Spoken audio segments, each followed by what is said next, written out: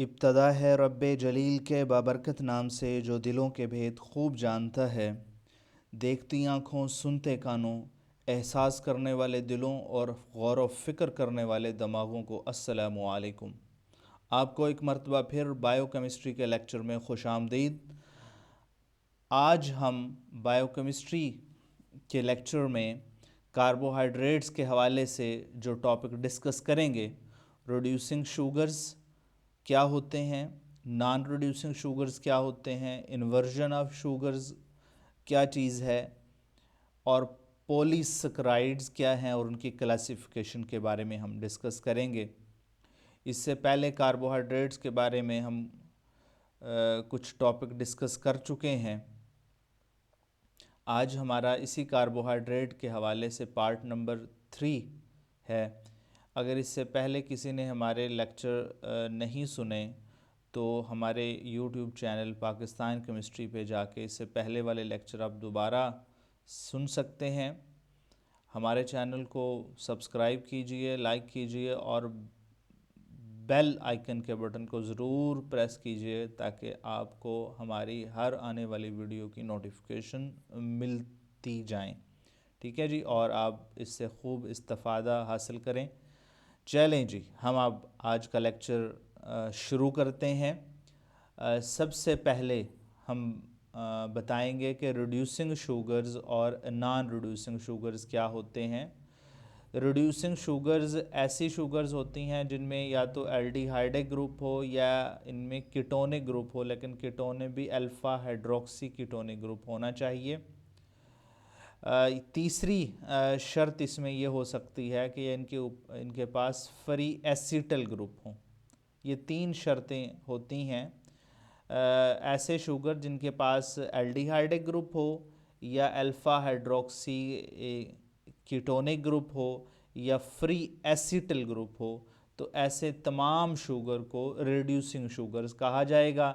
अगर ऐसी प्रॉपर्टी नहीं है किसी शुगर के पास तो वो नॉन रिड्यूसिंग शुगर्स की कैटेगरी में चली जाएंगी। लेकिन अगली बात यह है कि हमें कैसे पता चलेगा कि ये रिड्यूसिंग शुगर्स हैं कि नहीं है। इनके लिए कोई टेस्ट होना चाहिए। इनके लिए जो टेस्ट लेबॉर्ट्री में आम तौर पे किए जाते हैं वो फेलिंग सोल्यूशन टेस्ट है और बेनेडिक्ट सोल्यूशन टेस्ट है। फेलिंग सोल्यूशन टेस्ट के बारे में आप इंटरमीडिएट लेवल पे आप जानते हैं कि फेलिंग सोल्यूशन जो है वो 2 सोल्यूशन का मिक्सचर होता है जिसमें हम फेलिंग सोल्यूशन ए कहते हैं और फेलिंग सोल्यूशन बी कहते हैं। और बेनेडिक्ट सोल्यूशन बी की सैचुरेशन भी सेम ऐसे ही है। हम लेबॉर्ट्री में मोस्टली फेलिंग सोल्यूशन इस्तेमाल करते हैं जिसमें कॉपर का सल्फेट साल्ट इस्तेमाल किया जाता है।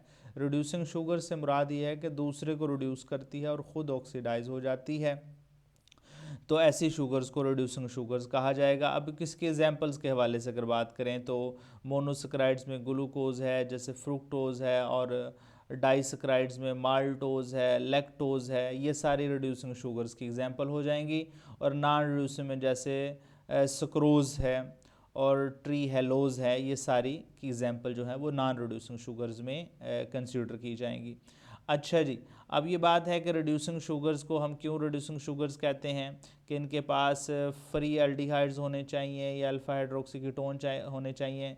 हमें ये भी पता है कि साइक्लिक स्टेट में तो ये फ्री एल्डिहाइड्स और कीटोन होते नहीं हैं, जैसे ग्लूकोज हो, मैनोज हो, डी गैलेक्टोज हो, डी फ्रुक्टोज हो, जो भी मोनोसेक्राइड्स हो। लेकिन हमने आपको ये बात भी बताई थी जब इनके सोल्यूशन बनाए जाते हैं, सोल्यूशन में लीनियर स्टेट जो है वो एग्जिस्ट करती है।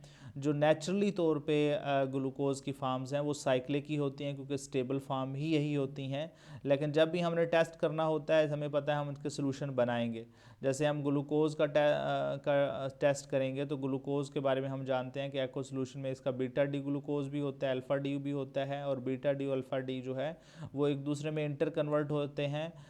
लेकिन इंटरमीडिएट के तौर पे स्ट्रेट चेन बनती है जिसमें फ्री एल्डिहाइड्स आ जाता है, और यही फ्री एल्डिहाइड जो है एज ए रिड्यूसिंग शुगर्स के तौर पे काम कर रहा होता है। इसी की वजह से शुगर्स रिड्यूसिंग प्रॉपर्टी शो करती है। ठीक है जी। अच्छा जी, या फिर इनके पास फ्री एसिटल ग्रुप हों, जैसे एसिटल ग्रुप ग्लूकोज में है तो इसी वजह से ओपन हो के एल्डिहाइड बना सकता है। Acetal group hemiacetal group होता है वैसे आम तौर पे, ग्लूकोज के अंदर। लेकिन हेमी एसिटल ग्रुप किसे कहते हैं? मैंने यहाँ पे देखें एग्जांपल दी है कि ऐसा कार्बन जिस पे OH हो और उसके ऊपर OR हो, अल्कोक्सी ग्रुप हो और OH ग्रुप हो, और उस कार्बन के हवाले से हम कहेंगे ये ग्रुप हेमी एसिटल ग्रुप है। अच्छा, दूसरी शर्त इसमें यह है कि कार्बन के साथ एक अल्काइल ग्रुप हो और एक हाइड्रोजन हो, या दोनों ही अल्काइल ग्रुप हों, ये मैटर नहीं करता। मैटर ये करता है हेमी एसिटल के लिए कार्बन के पास OH ग्रुप हो यानी हाइड्रोक्सल ग्रुप हो और दूसरा ईथर ग्रुप हो। ठीक है जी। इसी तरह देखें ये कार्बन जो है ये इस शर्त को पूरा कर रहा है हेमी एसिटल को। हेमी एसिटल के इस कार्बन पे देखें ये OH ग्रुप है और इसी के ऊपर ये वाला ग्रुप जो है ये अल्कोक्सी ग्रुप का काम करता है, ये ईथर फंक्शनल ग्रुप का काम कर रहा है।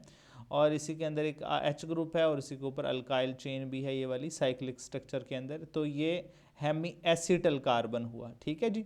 तो हेमी एसिटल ग्लूकोज में मौजूद है, तो इसी हेमी एसिटल की वजह से ही ये ओपन में कन्वर्ट होता है और ओपन में कन्वर्ट होने के बाद ये फैलिंग सोल्यूशन टेस्ट देता है और फैलिंग सोल्यूशन के साथ ये ब्रिक रेड प्रेसिपिटेट बनाता है। वो कैसे बनाता है कि सबसे पहले जो साइक्लिक है ये ओपन में जाएगी, ओपन के अंदर जब चेंज होती है तो ये एल्डिहाइड फंक्शन ग्रुप जो है कार्बोक्सिलिक फंक्शन ग्रुप में ऑक्सीडाइज हो जाता है। जब ये ऑक्सीडाइज खुद हो रहा होता है तो कॉपर प्लस पॉजिटिव 2 को कॉपर पॉजिटिव 1 में चेंज करके क्यूप्रस ऑक्साइड बनता है। इस क्यूप्रस ऑक्साइड का कलर ब्रिक रेड होता है। इस ब्रिक रेड कलर के प्रेसिपिटेट बनने की वजह से हम ये इंडिकेट करते हैं कि ये वाला शुगर रिड्यूसिंग शुगर होगा। अगर ब्रिक रेड प्रेसिपिटेट नहीं बन रहे क्यूप्रस ऑक्साइड के तो हम कहेंगे इसमें रिड्यूसिंग प्रॉपर्टी नहीं है। अच्छा जी, ये बात तो हमने कर ली थी मोनोसक्राइड्स के बारे में। अब हम चलते हैं डाइसक्राइड्स के बारे में भी हमने एग्जांपल दी हैं। रिड्यूसिंग शुगर्स के लिए डाइसक्राइड्स में दो कैटेगरीज हैं, रिड्यूसिंग डाइसक्राइड्स और नॉन रिड्यूसिंग डाइसक्राइड्स। रिड्यूसिंग डाइसक्राइड्स में लैक्टोज, माल्टोज, सेलोबायोस, ये एग्जाम्पल ऐसी हैं जिनके पास रिड्यूसिंग प्रॉपर्टी है। क्या इनके पास फ्री एल्डिहाइड्स होते हैं? क्या इनके पास फ्री कीटोन होते हैं? नहीं, इनके पास एक शर्त पूरी हो रही है जो मैंने पहले बताई थी, इनके पास फ्री हेमी एसिटल ज़रूर होता है। तो फ्री हेमी एसिटल की बुनियाद पे ही ये रिड्यूसिंग प्रॉपर्टी शो करेंगे और फैलिंग सोल्यूशन के साथ टेस्ट देंगे। नॉन रिड्यूसिंग में जैसे सक्रोज है, ट्री है, लोज है, ये नॉन रिड्यूसिंग शुगर इस वजह से हैं कि इनके पास फ्री हेमी एसिटल ग्रुप नहीं है। अब हम इसको थोड़ा सा स्ट्रक्चर के हवाले से समझाएंगे कि वाकई इनके पास हेमी एसिटल ग्रुप है कि नहीं है। सक्रोज में देखें कि इसके दोनों साइड पे ये वाला कार्बन देख लें चाहे ये वाला कार्बन देख लें, ये फ्री कार्बन कंसीडर किए जाएंगे, लेकिन ये कार्बन जो है इनके ऊपर कोई हेमी एसिटल ग्रुप नहीं है सक्रोज के अंदर। लेकिन लैक्टोज में देखें कि ये वाला कार्बन हेमी एसिटल है क्योंकि ये हेमी एसिटल की शर्त पूरी कर रहा है। इस कार्बन पे OH भी है और ये ईथर फंक्शनल ग्रुप भी है, लेकिन यहाँ पे CH2OH है, डायरेक्ट OH नहीं है। और इस तरह माल्टोज में भी देखें ये कार्बन जो है हेमी एसिटल है, इसके ऊपर OH भी है और ये ईथर फंक्शनल ग्रुप भी मौजूद है। तो ये कार्बन भी हेमी एसिटल है और ये कार्बन भी हेमी एसिटल है। जब ये इसका टेस्ट करवाएंगे फैलिंग सोल्यूशन के साथ तो ये अपना टेस्ट पॉजिटिव देगा क्योंकि ये हेमी एसिटल चेंज हो जाता है एल्डिहाइड्स में या अल्फा हाइड्रोक्सी कीटोन में, ये भी ऐसे ही अल्फा हाइड्रोक्सी कीटोन में या एल्डिहाइड्स में, तो ये रिड्यूसिंग प्रॉपर्टी शो करेगा। सक्रोज रिड्यूसिंग प्रॉपर्टी शो नहीं करेगा। ठीक है जी, ये बात हमारी हो गई थी रिड्यूसिंग और नॉन रिड्यूसिंग प्रॉपर्टी की वजह से। दूसरा इसमें क्वेश्चन आता है इन्वर्जन ऑफ शुगर क्या चीज़ है? Sucrose such as a dextrorotatory but when hydrolyse sucrose become laevorotatory. आमतौर पे सक्रोज का जब पोलैरिमीटर से इसका एंगल ऑफ रोटेशन देखा जाता है तो +6 6.5 आता है, लेकिन जब इसको हाइड्रोलाइज किया जाए तो वैल्यू -2 8.2 हो जाती है, यानी डेक्स्ट्रो रोटेटरी से लीवो रोटेटरी हो जाता है। तो इसका मतलब ये इन्वर्ट हो गया इसका एंगल ऑफ रोटेशन, तो इसी को हम कहेंगे इन्वर्जन ऑफ शुगर। ठीक है जी, एक ऐसा प्रोसेस जिसमें डेक्स्ट्रो रोटेटरी लीवो में चेंज हो जाए या लीवो डेक्स्ट्रो में चेंज हो जाए, इसी को ही हम इन्वर्जन ऑफ सक्रोज कहते हैं। अब ये कैसे होता है, कैसे मेजर किया जाता है, तो हम नेक्स्ट इस कैलकुलेशन में देख लेते हैं। जैसे सक्रोज है, इसको इसकी एसिडिक हाइड्रोलिसिस की जाए तो ये डी ग्लूकोज और डी फ्रुक्टोज में चेंज हो जाता है। हमने पहले बताया था कि जो डी ग्लूकोज है इक्विलिब्रियम पे इसकी स्पेसिफिक रोटेशन आती है +52 या 53। इसी तरह जो डी फ्रुक्टोज है इसकी इक्विलिब्रियम पे वैल्यू आती है -92। ये लीवो रोटेटरी है और ग्लूकोज जो है फ्रुक्टोज लीवो रोटेटरी होता है और ग्लूकोज डेक्स्ट्रो रोटेटरी होता है। हम क्या करेंगे, जब हमने सुक्रोज की वैल्यू निकालनी है तो हम करेंगे +53 माइनस और डी फ्रुक्टोज की वैल्यू और ना आंसर आएगा -39। सुक्रोज की हाइड्रोलिसिस से पहले +66 थी और हाइड्रोलिसिस के बाद -39 होगी। समझ लें शुगर ने अपने अंदर इन्वर्जन शो की है, इसी को हम इन्वर्जन ऑफ शुगर कहेंगे। ठीक है जी, तो एक मेथड ये है। दूसरा मेथड यहाँ पे नीचे भी दिया हुआ है कि हम 52 में से -2 माइनस करेंगे 92 को और 2 पे डिवाइड करेंगे, जो वैल्यू आएगी -2 -20, तो that is called net specific rotation of at an equimolar mixture of invert. ठीक है जी, इन्वर्जन की वैल्यू है ये वाली -20। ये टेम्परेचर पे भी डिपेंड करती है डेफिनेटली। अच्छा जी, नेक्स्ट हम बात करेंगे पॉलीसेकेराइड्स के बारे में। पॉलीसेकेराइड्स को आमतौर पे ग्लाइकेन भी कहा जाता है। ठीक है जी, ग्लाइकेन भी कहा जाता है। Contain number of monosaccharides units linked by glycosidic bond. Polysaccharides हों या डाइसेकेराइड्स हों, जब दो मोनोमर यूनिट या मोनोसेकेराइड यूनिट आपस में कनेक्ट होते हैं, उनके दरमियान में जो लिंकेज होती है, जो बॉन्ड होता है, उस बॉन्ड को ग्लाइकोसाइडिक बॉन्ड कहते हैं।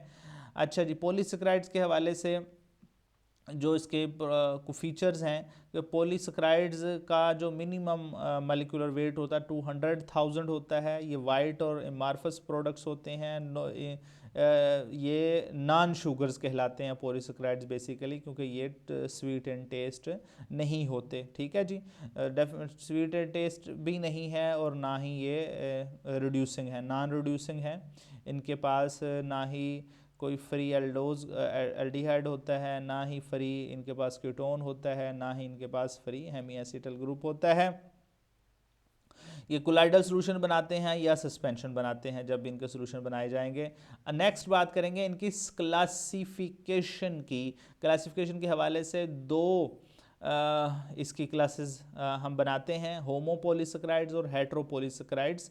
होमोपॉलीसेकेराइड्स ऐसे पॉलीसेकेराइड्स को कहते हैं जो सिंगल मोनोसेकेराइड्स यूनिट पे कंसिस्ट हों, चाहे इसमें मॉलिक्यूलर वेट 200,000 हो या 400,000 एंड सो ऑन, जितना मर्जी हो, लेकिन उसमें सारे के सारे जो मोनोमर होंगे वो सारे एक जैसे ही होने चाहिए। जैसे स्टार्च है, सेलुलोज है, इसी तरह ग्लाइकोजन है, डेक्सट्रिन्स है, डेक्सट्रेन है। ठीक है जी, एंड सो ऑन। आज हम डिस्कस करेंगे जस्ट होमोपॉलीसेकेराइड्स के बारे में। होमोपॉलीसेकेराइड्स की पहली एग्जांपल स्टार्च है। स्टार्च जो है इसके अंदर दो पार्ट्स होते हैं, एक पार्ट को हम कहते हैं अमाइलोज और दूसरा होता है अमाइलोपेक्टिन। अमाइलोज और अमाइलोपेक्टिन के दरमियान में जो ग्लाइकोसाइडिक लिंकेज होती है उसको 1,4 या अल्फ़ा 1,4 ग्लाइकोसाइडिक लिंकेज कहते हैं, और 1,4 भी होती है और 1,6 भी होती है। दोनों ग्लाइकोसाइडिक लिंकेज होती हैं और दोनों ही अल्फ़ा लिंकेज होती हैं।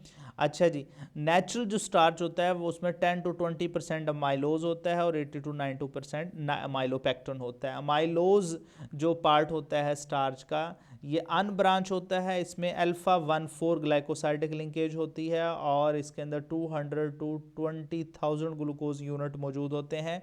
अब स्टार्च के अंदर सारे के सारे जो मोनोमर्स होंगे वो सारे के सारे अल्फ़ा डी ग्लूकोज होंगे। याद रखिएगा, अल्फ़ा डी ग्लूकोज का पॉलीमर है, यानी स्टार्च अल्फ़ा डी ग्लूकोज का पॉलीमर है। ठीक है जी। अच्छा जी, इसके अंदर लिंकेज अल्फ़ा 1, जब अल्फ़ा डी ग्लूकोज का है तो लिंकेज भी अल्फ़ा लिंकेज कहलाएगी। तो अल्फ़ा लिंकेज कह सकते हैं या अल्फ़ा ग्लाइकोसाइडिक लिंकेज कह सकते हैं। तो अल्फ़ा ग्लाइकोसाइडिक लिंकेज 1,4 होगी या 1,4 भी होगी और 1,6 भी होगी। अच्छा, ये वाला पार्ट माइलोज जो होता है ये वाटर सॉल्युबल होता है, लेकिन वाटर सारे का सारा नहीं होता है, 15 to 20% होता है। ठीक है जी, इसको हम आयोडीन से स्टेन भी क्या कर सकते हैं। अब यहाँ पे आप देख लें कि इसको 1,4 क्यों कहते हैं और 1,6 कहाँ पे कहा जाता है। एक अल्फ़ा डी ग्लूकोज दूसरे अल्फ़ा डी ग्लूकोज से ईथर लिंकेज के साथ जुड़ा होता है। अब ये ईथर लिंकेज के साथ कैसे जुड़ा होता है, ये वाला कार्बन 1 नंबर कार्बन है और दूसरे मोनोमर का जो ये कार्बन है ये 4 नंबर कार्बन है, तो 1 और 4 नंबर कार्बन के दरमियान में ये लिंकेज है, ईथर लिंकेज। इसी लिंकेज को ग्लाइकोसाइडिक लिंकेज कहेंगे और इसी को ही इसी बुनियाद पे कार्बन के लिंकेज की बुनियाद पे ये कार्बन नंबर की बुनियाद पे इसको 1,4 ग्लाइकोसाइडिक लिंकेज कहेंगे। और दूसरा इसमें ये अल्फ़ा ग्लूकोज है, ये भी अल्फ़ा ग्लूकोज है, सारे ही अल्फ़ा डी ग्लूकोज हैं, तो इसको हम कहेंगे अल्फ़ा 1,4 ग्लाइकोसाइडिक लिंकेज। ये भी alpha 1,4 glycosidic linkage, alpha 1,4 glycosidic linkage. अच्छा जी, दूसरा इसमें अमाइलोपेक्टन। अमाइलोपेक्टन ब्रांच्ड होता है। अमाइलोपेक्टन में 1,4 लिंकेज भी होती है, 1,6 ग्लाइकोसाइडिक लिंकेज भी होती है। 1,6 ग्लाइकोसाइडिक लिंकेज किसको कहेंगे कि एक ग्लूकोज का जब ब्रांचिंग स्टार्ट होती है तो एक स्ट्रेट चेन जब दूसरी चेन के साथ अपनी ब्रांच बनाएगी तो इसमें ये होता है कि एक कार्बन का 6 नंबर कार्बन जो है उसका OH और एक चेन का 1 नंबर, जिसको हम एनोमेरिक कार्बन कह रहे हैं, उसका OH आपस में ग्लाइकोसाइडिक लिंकेज बनाते हैं। ये 1 नंबर कार्बन है और ये 6 नंबर कार्बन है। 1 और 6 नंबर कार्बन के दरमियान में जो लिंकेज होगी इसके कहेंगे अल्फ़ा 1,6 ग्लाइकोसाइडिक लिंकेज, और ये है 1,4 ग्लाइकोसाइडिक लिंकेज। तो माइलोपेक्टन में 1,4 स्ट्रेट चेन में जो लिंकेज नज़र आ रही है ये सारी की सारी 1,4 ग्लाइकोसाइडिक लिंकेज है, और ये वाली जो लिंकेज आपको नज़र आ रही है ये है 1,6 ग्लाइकोसाइडिक लिंकेज। तो माइलोपेक्टन में 1,6 भी होती है, 1,4 भी होती है, और ये टोटल सेल स्टार्च का 82% होता है। ठीक है जी, ये रेड ब्राउन कलर में स्ट्रेन होता है आयोडीन के साथ। अच्छा जी, अब अमाइलोज और माइलोपेक्टन का ये थोड़ा सा मुआजना है इनके मालिकुलर वेट के हवाले से और मालिकुलर मैस के हवाले से और उनकी लिंकेज के हवाले से, जो हम आपको ऑलरेडी थोड़ा सा बता चुके हैं। ठीक है जी, इसका स्क्रीनशॉट लीजिएगा और उसको आप स्टडी कीजिएगा। नेक्स्ट इसके अंदर glycogen, that is also homopolysaccharides, ये भी स्टार्च से मिलता जुलता है।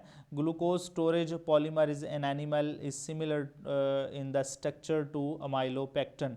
जब हम स्टार्च खाते हैं, जैसे हम ब्रेड खाते हैं, हम चावल खाते हैं, इसके अलावा सब्जियां खाते हैं, उसको स्टार्च की सूरत में हम जो खुराक ले रहे होते हैं, ये स्टार्च जो है ये हाइड्रोलाइज होती है, ब्रेक डाउन होती है, तो ग्लूकोज बनता है। ग्लूकोज जो है हमें एनर्जी फ्राहम कर देता है, लेकिन जो बच जाता है हमारी बॉडी जिसे अब यूज़ नहीं कर रही होती, तो फिर ये स्टोर भी होती है स्टार्च। ये स्टार्च हमारे लीवर सेल्स के अंदर जब स्टोर होती है तो ये store in the form of glycogen होती है। अच्छा जी, अब ये ग्लाइकोजन जो है ये मोस्टली कहते हैं जी मैच करती है अमाइलोपेक्टन से ज़्यादा, क्योंकि ग्लाइकोजन जो है स्टार्च के मुकाबले में ज़्यादा ब्रांच्ड होती है। ग्लाइकोजन के अंदर ज़्यादा 1,6 ग्लाइकोसाइडिक लिंकेज होती हैं। Highly branch structure permit the rapid glucose release from glycogen stores in muscles during the exercise. Muscles में भी स्टोर होता है, हमारे लीवर में भी स्टोर होती है।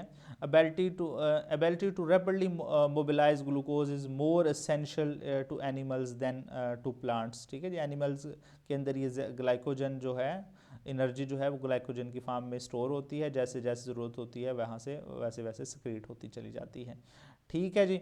अच्छा जी, नेक्स्ट हमारे पास ग्लूकोज के बाद, ग्लाइकोजन के बाद आ जाता है सेलुलोज। सेलुलोज भी ग्लूकोज की लिंकेज है, but cellulose beta D glucose का पॉलीमर है। स्टार्च ग्लाइकोजन जो है ये अल्फा डी ग्लूकोज का पॉलीमर होता है, सेलुलोज जो है ये बीटा डी ग्लूकोज का पॉलीमर होता है, और ये डेफिनेटली इनसॉल्युबल है, केमिकली वेरी रेजिस्टेंट है, और इसके अंदर जो लिंकेज होगी वो ये स्ट्रेट चेन में होती है, और सारी की सारी अल्फा डी ग्लूकोज की linkage, sorry beta D glucose की लिंकेज होगी, क्योंकि बीटा ग्लूकोज इसके अंदर इन्वॉल्व होते हैं।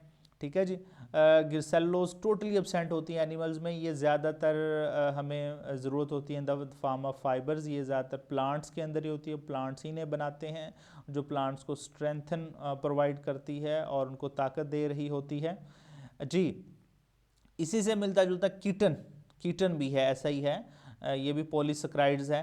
कीटन जो है इसके अंदर जो लिंकेज है ये भी सेलुलोज की तरह की लिंकेज है, इसमें बीटा 1,4 ग्लाइकोसाइडिक लिंकेज होती है। सिर्फ फ़र्क इसमें कीटन में ये होता है कि इसके अंदर जो 2 नंबर कार्बन है, एनोमेरिक कार्बन के साथ वाला कार्बन, इसमें ये वाला फंक्शनल ग्रुप होता है, यानी अमाइड फंक्शनल ग्रुप जो है ये होगा। इसमें हर मोनोसैकेराइड्स पे अमाइड फंक्शनल ग्रुप होता है और इसका काम क्या होता है, मेजॉरिटी इसका ज़्यादातर ये नेचुरली तौर पे एक्सोस्केलेटन का काम करता है इन्वर्टिब्रेट्स में। इंसेक्ट्स के अंदर आप ये देख रहे हैं कि जितने इन्वर्टिब्रेट्स हैं या इंसेक्ट्स हैं, इनके ऊपर जो हार्ड कवरिंग होती है ये कीटन की होती है और कीटन पॉलीसेकेराइड्स है। उम्मीद है आपको हमारा आज का लेक्चर पसंद आया होगा और समझ भी आया होगा। हमारे नेक्स्ट लेक्चर के लिए इंतज़ार कीजिए। तब तक के लिए इजाज़त। अल्लाह हाफ़िज़।